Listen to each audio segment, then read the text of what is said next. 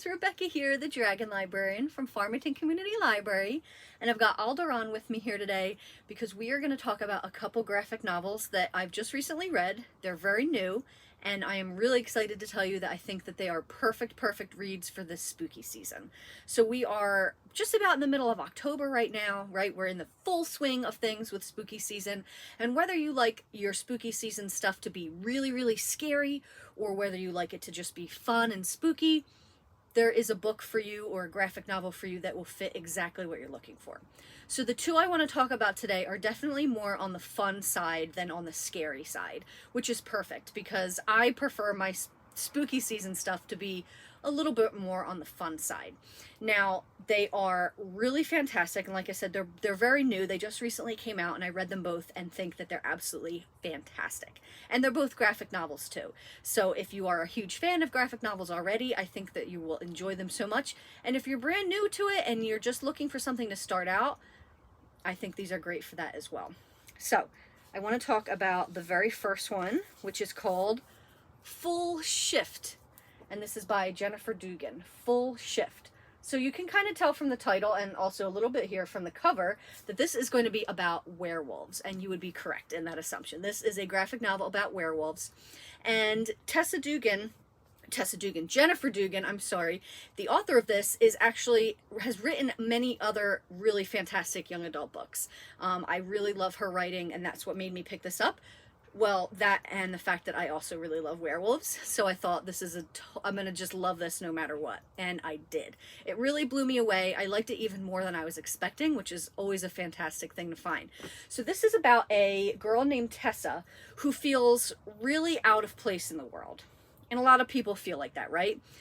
But she struggles with some of the regular things and problems that people go through in their younger years. Like, you know, she's in high school, she's worried about fitting in, she has a crush on this girl Maddie that she's known forever, she's been friends with her forever, and she just doesn't know how to express her feelings for her, and she just feels kind of out of place, right? You know, kind of normal teen feelings. Well, on top of that, she's also a werewolf. So in this book, there's two different kinds of werewolves. There is the werewolf that you can be born into a pack, which is what Tessa is. Her whole family is werewolves. And there's also the kind of werewolf that you can turn into after a bite. So Tessa is what's called a partial werewolf. She has not been able to actually shift into her full wolf form. So when I say partial shift, basically that just means she is like a humanoid kind of wolf. So she can shift into a wolf form, but it's still a humanoid sort of wolf, right? She can't actually turn into a full wolf yet. And pretty much everyone else in her family can.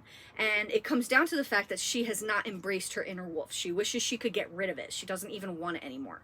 Her father used to be the pack leader, and ever since he passed away, she just feels very lost and out of place, even within her own pack family. So when Tessa discovers that there is a group of hunters nearby, and hunters being very obviously a group of people who try to kill werewolves, right? Or any supernatural creature. So when she hears that there is this hunter group nearby that has a cure for the werewolf gene, she is really excited because she thinks, all right, now I can take this cure and I don't have to be a werewolf anymore. But she discovers that there is more to this than meets the eye. And now she has to decide whether she wants to embrace the fullness of her full identity, wolf and all, or her family's going to be in danger. So I really loved the story. I thought that the pack dynamics in this were really great. I love a good story that talks about found family as well as families that you're born into, and I loved her shifter family so much. Even though they were super chaotic, they were really fun and did really care about Tessa as well. So I loved that, and I really loved the investigation part of this as Tessa was trying to figure out what is going on with this hunter group and trying to like infiltrate their base and stuff. And the biggest thing though, I have to say that I loved the most about this graphic novel is I really loved the artwork. It's absolutely gorgeous.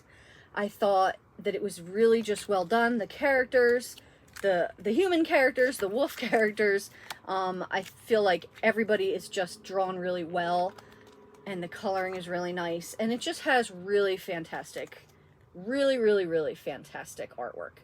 So I thought this was absolutely great. And if you're looking for something to read, like I said, during spooky season that is not really overly spooky, just has to do with monsters, with werewolves, this is a really, really great selection. Full shift. Now, the other one I want to talk about is another brand new graphic novel that just recently came out, and it's called The Ghostkeeper. And this one's by Johanna Taylor. And if I remember correctly, this is her very first book. So this is her debut graphic novel, The Ghost Collector, which I love stories about ghosts, and the artwork on the cover of this looked really fun, so I thought, I'm going to give this a try. So our main character in this graphic novel, his name is Dorian, and he has a very unique ability to see ghosts. Now, this puts him at odds with a lot of people in his life, like the townspeople think he's very odd, and they don't really want to have much to do with him. And he feels very lonely. His only companion really is his grandmother, who is also a ghost. She's dead, and helps him out. And basically what he does is he sort of works as like a ghost therapist, which sounds really weird, but basically ghosts have unresolved issues, right? And they have to work through those unresolved issues if they want to move on to the other side. And that is what Dorian helps with. He's sort of like a ghost therapist where he sits, he talks with the ghosts, he gives them what they need to try to move on, and then they do. Well, a little bit in the beginning of this, some of the ghosts he's meeting, they are not able to move on because it seems like the door to the other side has been locked and the key has been stolen. So now, because of that, our world is getting clogged up with all these ghosts who cannot move on. And it's drawing the attention of these really, really nefarious group of people who also can see ghosts, but instead of trying to help them move on and assist them, they actually try to exorcise them by any means necessary. So now Dorian has to try to figure out why the door to the other world has been locked and closed, why the ghosts can't get through, and he has to use all of his wiles to be able to figure this out. I really, really loved this story. I thought that Dorian was just such a sweet, sweet character. I loved how awkward and fun he was, and he's just so tender-hearted and just wants to help these ghosts and do the best he can, and a lot of times just sort of spreads himself too thin. And I feel like that is definitely a sentiment that a lot of us can understand, right? Even if we're not dealing with ghosts, sometimes we give too much of ourselves, right? And don't allow ourselves to rest and to heal and to grieve and to move on. And that's sort of what Dorian has to learn, is how to do all those things, because you can't help anyone if you are not able to help yourself first. And again, this graphic novel, whoops, I'm losing Alderon over here. This graphic novel has some really gorgeous illustrations. I really love the way that the ghosts were drawn. I really love the way Dorian was drawn. I just thought overall, the people, the ghosts, everything about this were drawn really well. If you like stories about ghosts, if you like stories that also have lots of deeper themes to them beyond just the, yes, this is a story about ghosts, but like I said, it's also a story about taking care of yourself, about grief, about healing, about trauma, stuff like that. You will also love this one, The Ghostkeeper. Well, that's what I've got for you guys today. I hope that both these graphic novels sound really, really awesome to read. Like I said, they're perfect for spooky season, but even if you don't want to read them for spooky season, they're really great any time of the year. And again, they're not overly scary. They're just a little bit spooky and fun and fantastic, fantastic reads.